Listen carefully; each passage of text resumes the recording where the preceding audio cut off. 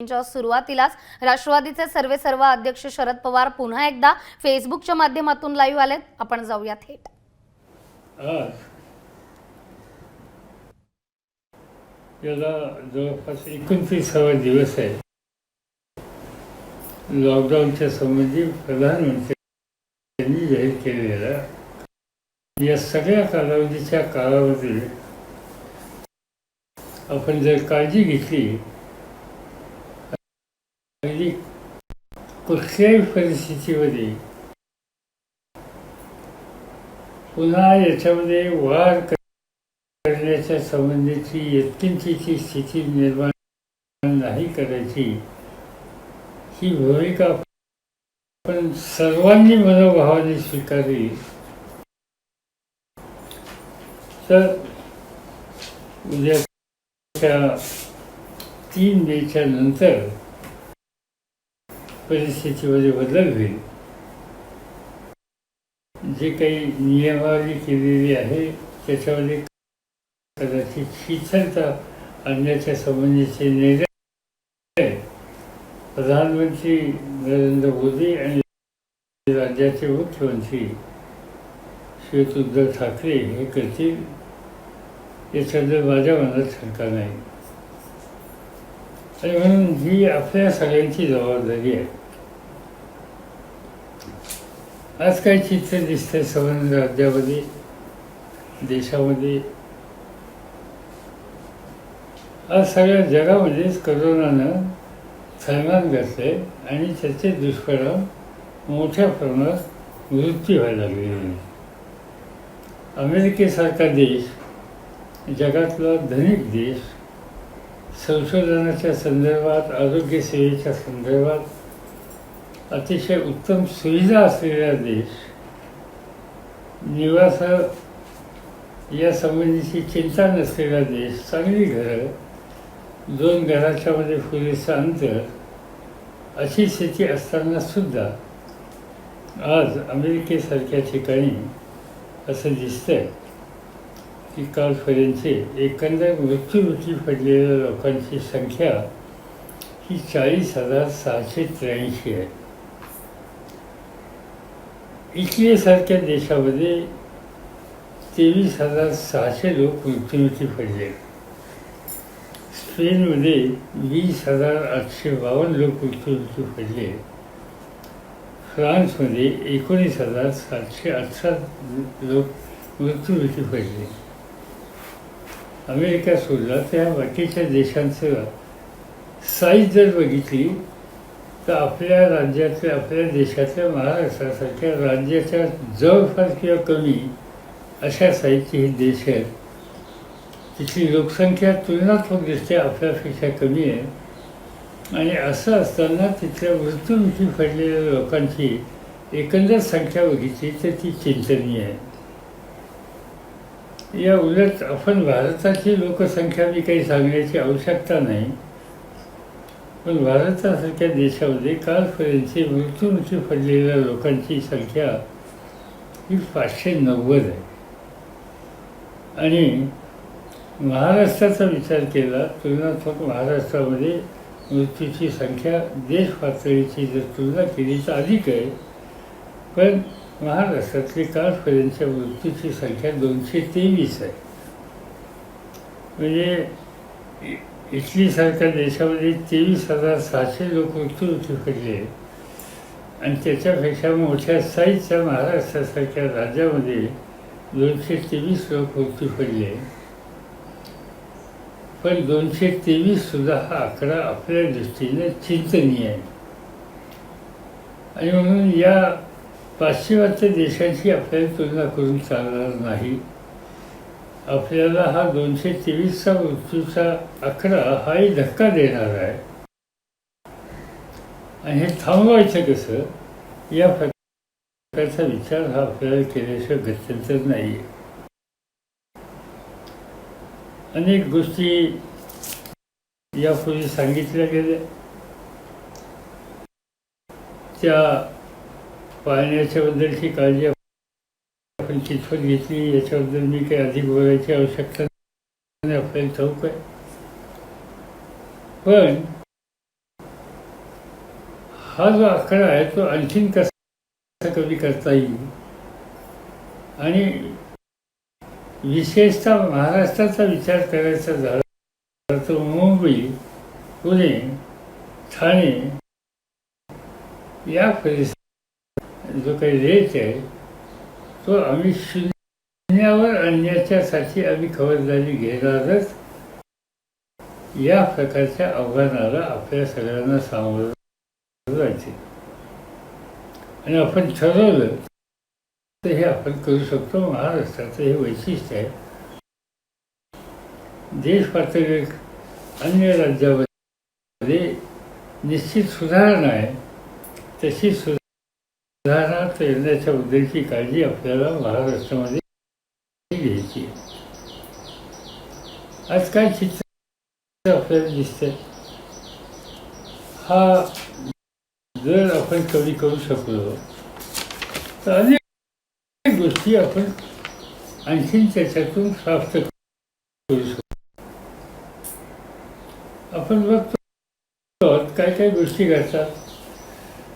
मी ज्यावेळेला आपल्याला सांगतो की काही झालं तर हे आपल्याला महाराष्ट्रात जर कमी करायचाच आहे, देशाच्या मानानं महाराष्ट्राची तुलना ही चिंतनीय आहे. पण कधी अशी बातमी आपल्याला वाचायला मिळते की राष्ट्रपती भवनाचा शिरकाव झाला, तिथेही काही रुग्ण सापडले आणि त्याचं मुख्य कारण हा संसर्ग आहे. म्हणजे दोन व्यक्तीच्या मध्ये जे अंतर ठेवण्याच्या संबंधीची खबरदारी घेण्याची सूचना पुन्हा पुन्हा हे आपल्या सगळ्यांच्या येतं आणि म्हणून याबद्दलची ही आपण काळजी ही घेतलीच पाहिजे. अनेक गोष्टी आहेत. एका बाजूनं घराच्या बाहेर पडू नका हे आम्ही सगळेजण सांगतो. या सगळ्या गोष्टीचा परिणाम एकंदर अर्थव्यवस्थेविषयीच होतो हे सरळ दिसतंय. आता परिस्थितीत बदल कसा करायचा याचा विचार हा निश्चित केला पाहिजे. एका गोष्टीच्या संबंधी माझी माध्यमांना विनंती ही आहे की एकंदर मृत्यूचा जो आकडा महाराष्ट्राचा 223 असेल किंवा देशाचा 590 असेल हा चिंतनीय आहे. पण पाश्चिमात्य देशांची मगाशी मी सांगितल्याप्रमाणे तुलना केली तर आपण पाश्चिमात्य देशांच्या पातळीपेक्षा फार वरे आहोत असा निष्कर्ष काढायला हरकत नाही. पण म्हणून समाधान मानायचं नाही. याच्यातूनही आपल्याला कसं बाहेर पडता येईल याबद्दलची काळजी आपल्याला घ्यायची. आता ही जी परिस्थिती आहे ही मगाशी मी सांगितल्याप्रमाणे आता महाराष्ट्राचा विचार केला तर पुन्हा मुंबई.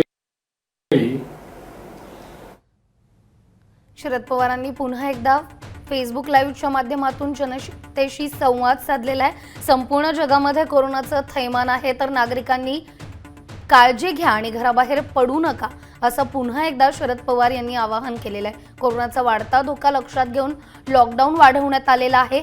मात्र आता नागरिकांनी काळजी घेणं अत्यंत गरजेचं असल्याचं शरद पवार यांनी म्हटलंय. मात्र इतर देशांच्या तुलनेमध्ये भारतात परिस्थिती नियंत्रणात आहे. भारताहूनही अमेरिका, इटलीमध्ये परिस्थिती ही चिंताजनक असल्याचं शरद पवार यांनी म्हटलेलं आहे.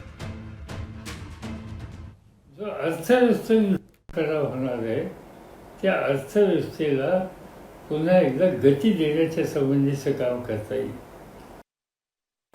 शेतीची कामं सुरू करता येतील. ही जी महत्त्वाची जी शहरं सांगितली औद्योगिक ती सोडल्याच्या नंतर अन्य ठिकाणी जिथं जे सरकारने झोन आखले त्या झोनमध्ये ज्याला परवानगी आहे अशा झोनमधले जे कारखाने आहेत त्या कारखान्यामध्ये ज्या काही गाईडलाईन दिल्यात कामगारांच्या बद्दलच्या त्या पाळल्याच्या नंतर त्या कारखान्याची कामं सुरू करता येतील, उद्योग सुरू होईल, व्यवसाय सुरू होईल, शेतीची मी आता सांगितल्याप्रमाणे कामं सुरू होतील, हळूहळू व्यापार सुधारायला मदत होईल. आणि हे सगळं जर आपण केलं तर अर्थव्यवस्था सावरण्याच्या संबंधीचं एक मोठं आव्हान जे आपल्या सगळ्यांचं समोर आहे ते आपण निश्चितपणानं गाठू शकतो, त्याच्यात यशस्वी होऊ शकतो. आणि म्हणून माझी माध्यमांना सगळ्यांना विनंती आहे, आपल्याला विनंती आहे की संकट आहे, पण संकटाच्या संबंधी आपण निगेटिव्ह विचार सोडून देऊया. आपण त्याचा सामना करणार आहोत आणि त्याच्यात आपण यशस्वी होणार आहोत ही स्थिती निर्माण करूया. लोकांचा आत्मविश्वास आपण वाढवून देऊया आणि आत्मविश्वास वाढवणाऱ्या या असण्याच्या बद्दलची गरज आहे. आणि मला खात्री आहे की त्याची उपयुक्तता ही चांगली झाल्याशिवाय राहणार नाही. आज काही उदाहरणं घडली, त्याची उदाहरणाचा आणि या सगळ्या परिस्थितीचा संबंध नसताना सुद्धा फटकन महाराष्ट्राचं एक नाव की काहीतरी कायदा सुव्यवस्थेच्या संबंधी एक वेगळं किंवा वाईट स्थितीला गेल्याचं असं भासवलं जाते. जे काही पालघरला झालं त्याचा आणि कोरोनाचा कौलीचाही संबंध नाही. त्याचा जो काही संबंध असेल त्याची सखोल चौकशी करण्याच्यासाठी मुख्यमंत्र्यांनी जी काही निवडणूक करायची त्या वरिष्ठ अधिकाऱ्याची नेमणूक केलेली आहे. प्राथमिक चौकशीमध्ये जे लोक त्याच्यामध्ये आहेत असं प्रथम जर दिसलं ते 100पेक्षा जास्त लोकांना अटक करून ठेवली, त्यांना कारागृहात ठेवलेलं आहे. त्याचं इन्व्हेस्टिगेशन चालू झालेलं आहे. जे प्रकार घडल्याच्या नंतर काही तासाच्या आत राज्य सरकारने आणि पोलीस दलाने त्या संबंधीची खबरदारी घेतली आणि अक्षरशः दुसऱ्या दिवशी त्याचे संबंधित लोक अरेस्ट करण्याच्या उद्देशाची काळजी घेतली. जे काही घडलं ते चांगलं नाही, ते घडायला नको होतं. पॉलिटिकली जो काही संघर्ष असतो, काही गेम सेटल करायचा असतो तो करूया त्यावेळेला, पण आजची ही वेळ नाही. आज कोरोनाच्या परिस्थितीला एकजुटीनं एका विचारानं तोंड देण्याच्या बद्दलची आवश्यकता आहे. आणि म्हणून असं एखाद दुसरं प्रकरण कुठे घडलं ते घडायला नको आहे, निषेधार्ह आहे. पण ते घडलं म्हणून आज ज्या संकटाशी संघर्ष करण्याची जबाबदारी आपल्या सगळ्यांच्यावर आहे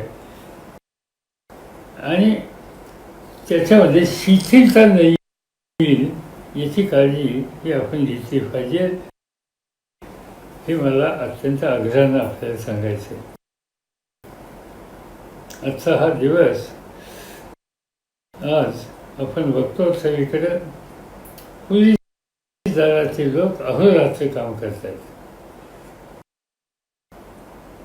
वैद्यकीय क्षेत्रातले डॉक्टर्स असतील, नर्सेस असतील, त्यांचे सहकारी असतील, हे अहोरात्र काम त्या ठिकाणी करतात.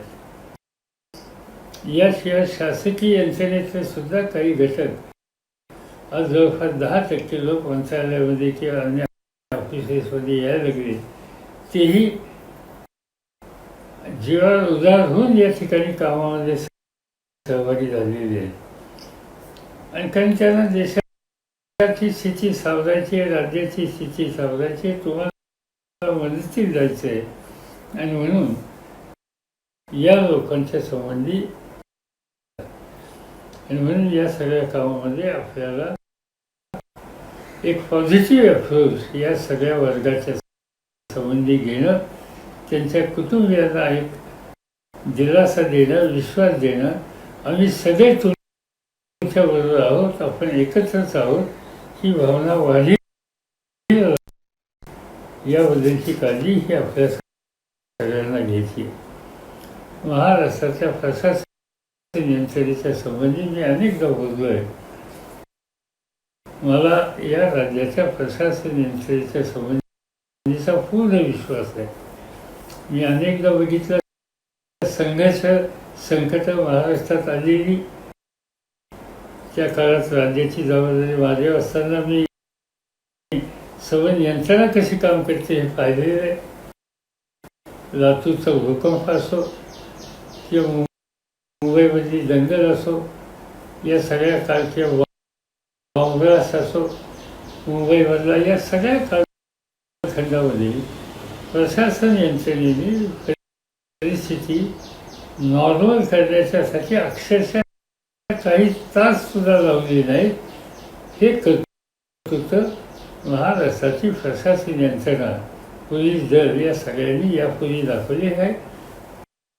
हा इतिहास आहे आणि त्यामुळं या सगळ्यांचा आजही या परिस्थितीवर मात करण्यासाठी जे काही प्रयत्न चालले, त्या प्रयत्नाच्या पाठीशी आपण त्यांच्या उभे राहिलं पाहिजे. 21 एप्रिल या दिवसाचं मला मुद्दाम सर्व्हिस प्रशासकांची पहिली बॅच ही बाहेर पडल्याच्या नंतर त्यांना मार्गदर्शन करण्याच्या संबंधीचं काम सरदार पटेलांनी याच दिवशी केलेलं होतं. आणि त्यावेळेला त्यांनी सांगितलं होतं की या देशाच्या प्रशासन यंत्रणेच्या समोर मी आज पहिल्यांदा बोलतोय. मला तुम्हा सगळ्यांच्या बद्दलचा आत्मविश्वास आहे.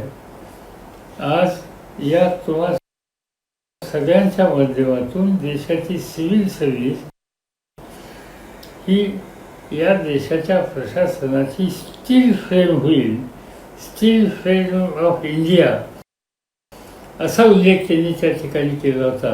आणि तो दिवस 21 एप्रिलचा म्हणजे आजचाच आहे.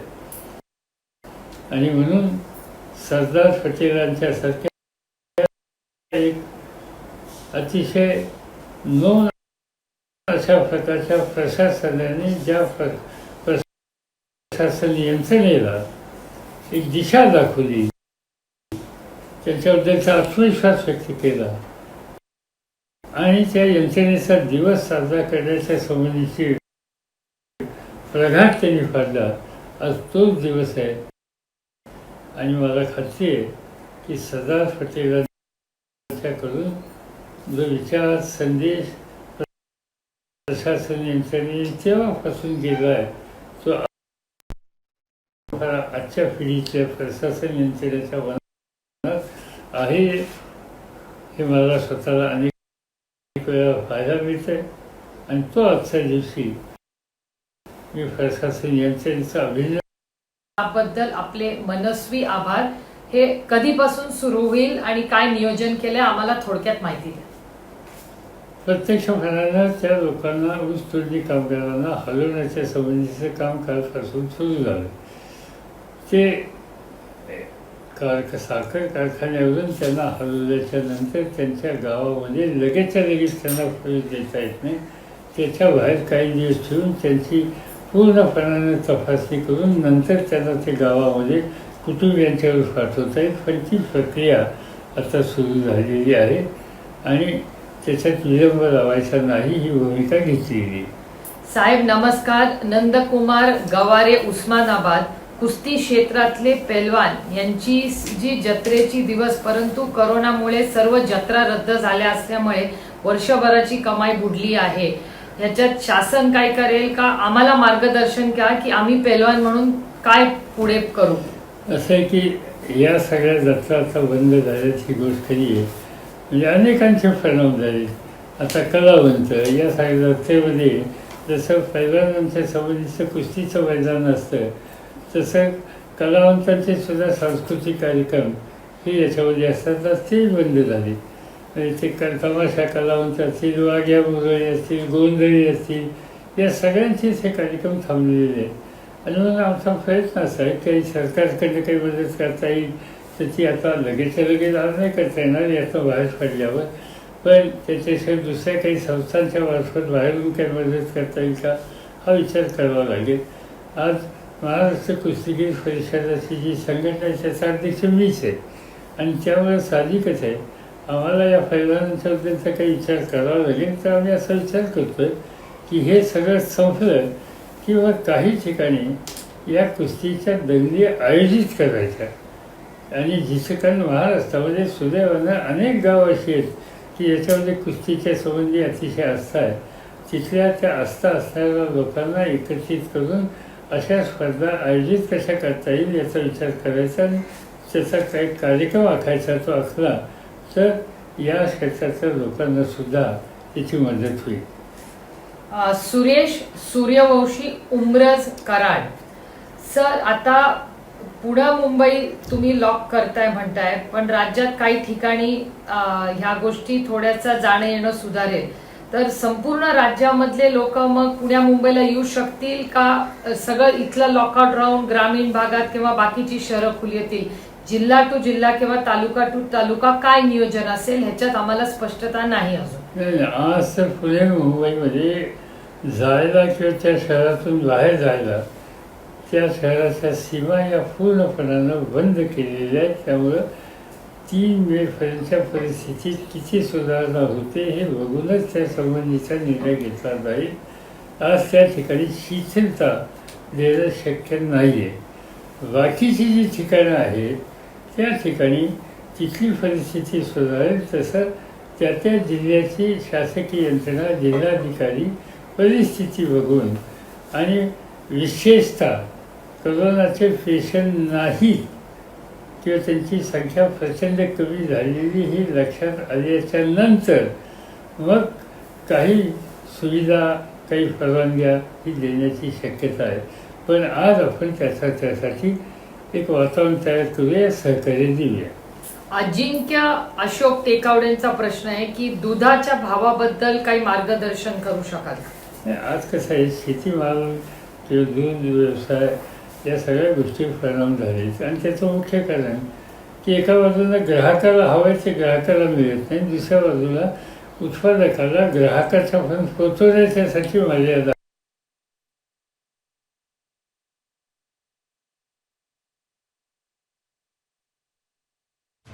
शरद पवार यांनी फेसबुकच्या माध्यमातून पुन्हा एकदा जनतेशी संवाद साधलेला आहे. त्याचबरोबर देशातील कोरोनाचा आकडा थांबवण्यासाठी शासनाकडून प्रयत्न केले जात आहेत, मात्र लोकांनी देखील सहकार्य करणं आणि घरात थांबणं अत्यंत महत्त्वाचं आहे. इतर देशांच्या तुलनेत महाराष्ट्राची स्थिती आता चिंताजनक आहे. मात्र अमेरिका आणि इटली या देशांमध्ये मृत्युमुखी पडलेल्या लोकांचा आकडा देखील मोठा असल्याचं शरद पवार यांनी म्हटलेलं आहे. तर संकटाबाबत नकारात्मक विचार सोडा, त्याचबरोबर पॉझिटिव्ह राहा, सकारात्मक विचार करा. या संकटातून आपण सगळे बाहेर निघणार आहोत असा विश्वास देखील शरद पवार यांनी व्यक्त केलेला आहे. तर पालघरच्या घटनेचा देखील शरद पवार यांनी उल्लेख केलाय. गेले आणि तो अभ्यास त्यांनी अजूनही चालू ठेवावा, अभ्यास आपला करावा, लगेचच गावाकडे येण्याची काही घाई करू नये आणि ज्यावेळी शिथिलता होईल त्यावेळेला त्याबद्दलची सुविधा उपलब्ध करून देणं शक्य आहे.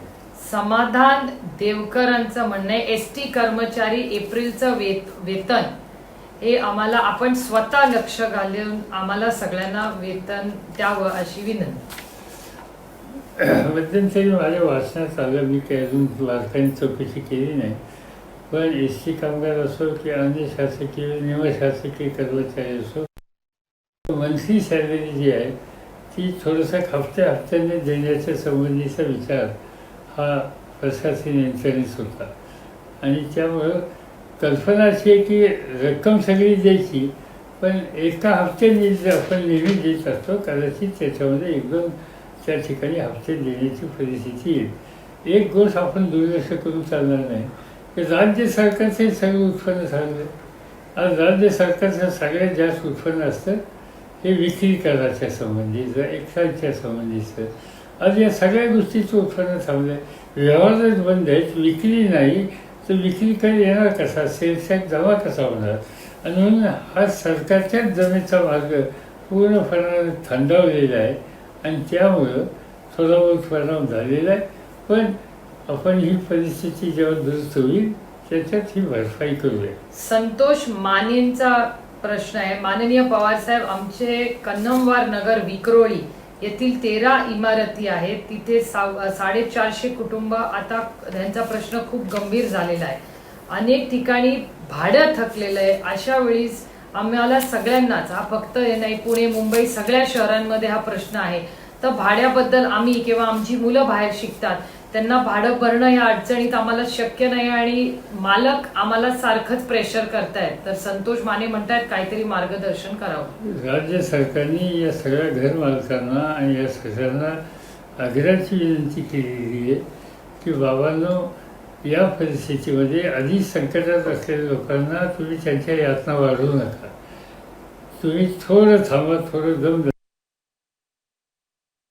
धरा, याच्यामध्ये तुम्हाला हे पैसे आज उद्या मिळतील. आणि मी सरळ सांगतो भाडेकरूंना की तुम्ही काही काळजी करू नका. तुम्हाला कुणी आत्ता घराच्या बाहेर करत नाही. आपल्या राज्यामध्ये भाडेकरूंना संरक्षण देण्यासंबंधीचे कायदे हे फार स्वच्छ आहेत आणि त्यामुळं तुम्हाला मागणी केली असेल, पण त्यासाठी फार चिंता करू नका. परिस्थिती बदलेल त्यावेळी आपण विचार करू. शांताराम चोरगेंनी प्रश्न विचारला है कि इंडस्ट्री का आपने जो नया सारी जो लोग हैं उन्होंने फैक्ट्री में ही रहना है, तो सारे वर्कफोर्स तो हम फैक्ट्री में नहीं रख सकते हम लोग, तो फैक्ट्री कैसे चालू करें? सभी फैक्ट्री के लिए ये जरूरी नहीं है. कुछ एरिया में कि जहाँ अभी पूना हो, बॉम्बे हो, इसके आसपास कोरोना का प्रादुर्भाव है और वहाँ से उस एरिया से लोग काम करने के लिए जाएंगे, तो शायद बाकी लोगों को भी इसकी आएगी. और इसलिए ये जो सोशल डिस्टेंसिंग के बारे में जो सूचना सरकार ने की है, इसके ऊपर अमल करना ही होगा. मैं ये नहीं कहना चाहता हूँ कि 100% इंडस्ट्री शुरू होगी, मगर जहाँ शुरू करने के लिए परिस्थिति है वहाँ शुरू करेंगे, स्टेप बाय स्टेप करेंगे. छायाताई आणि त्यांचा ग्रुप आहे ह्या भटक्या विमुक्त समाजांमध्ये काम करतात. त्यांनी राष्ट्रवादी चॅरिटेबल ट्रस्टचे आभार मानलेत की भटक्या विमुक्त समाजांना सर तुम्ही मदत केली, याबद्दल तुमचे आभार मानतो आणि लक्ष्मण मानेंचे आभार मानतो की आमच्या घटकाला तुम्ही एवढं लक्ष देऊन आम्हाला निधी दिला. आमच्याकडूनही काही सर आमची मदत जर सरकारला होणार असेल तर आपण मार्गदर्शन करा. भटका विमुक्त समाज हा नेहमीच महाराष्ट्राबरोबर आणि तुमच्यावर उभं राहिलाय, तर आमची काही मदत लागली तर आपण मार्गदर्शन करावं. आम्ही आभारी आहोत. आपल्याला जशी मदत केली तशी आणखीन बरेच घटक आहेत त्यासाठी करायला पाहिजे, परंतु त्यासाठी लागणारा निधी आज आम्हाला उभं करणं शक्य होत नाही. कारण कुठे जाता येत नाही, बोलता येत नाही, बाकीच्या लोकांचे व्यवसायसुद्धा बंद पडलेले आहेत. त्यामुळं आपण आपला प्रश्न सुटला, आनंद आहे. ज्यांचा सुचला नाही त्यांच्यासाठी आपण सगळेजण एकत्रितपणाने त्यांच्या मागे उभं राहूया. श्याम पाटील, आदरणीय साहेब, असंघटित कामगारांच्या खात्यात 2000 रुपये टाकल्याबद्दल या सरकारचे आणि तुम्ही स्वतः लक्ष घातल्याबद्दल मनपूर्वक आभार.